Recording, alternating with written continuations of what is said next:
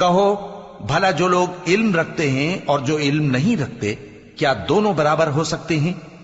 پس نصیحت تو وہی حاصل کرتے ہیں جو عقل مند ہیں۔ اے نبی میرا پیغام سنا دو، اے میرے بندو جو ایمان لائے ہو اپنے پروردگار سے ڈرو۔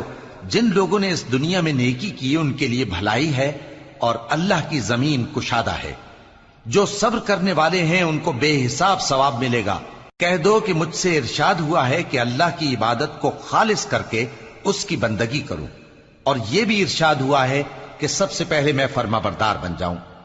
کہہ دو کہ اگر میں اپنے پروردگار کا حکم نہ مانوں تو مجھے بڑے دن کے عذاب سے ڈر لگتا ہے۔ کہہ دو کہ میں اپنے دین کو شرک سے خالص کر کے اللہ ہی کی عبادت کرتا ہوں، اب تم اس کے سوا جس کی چاہو پرستش کرو۔ کہہ دو کہ نقصان اٹھانے والے تو وہی لوگ ہیں جنہوں نے قیامت کے دن اپنے آپ کو اور اپنے گھر والوں کو نقصان میں ڈالا۔ دیکھو یہی سراسر نقصان ہے۔ ان کے اوپر آگ کے سائبان ہوں گے اور نیچے اسی کے فرش ہوں گے۔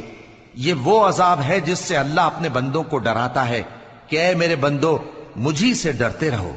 اور جنہوں نے اس بات سے پرہیز کیا کہ بتوں کو پوجیں اور اللہ کی طرف رجوع کیا ان کے لیے بشارت ہے۔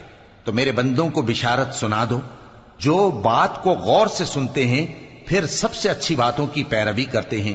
یہی وہ لوگ ہیں جن کو اللہ نے ہدایت دی اور یہی عقل والے ہیں۔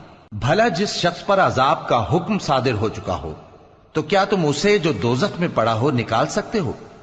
لیکن جو لوگ اپنے پروردگار سے ڈرتے ہیں ان کے لیے اونچے اونچے محل ہیں جن کے اوپر بالا خانے بنے ہوئے ہیں اور ان کے نیچے نہریں بہ رہی ہیں۔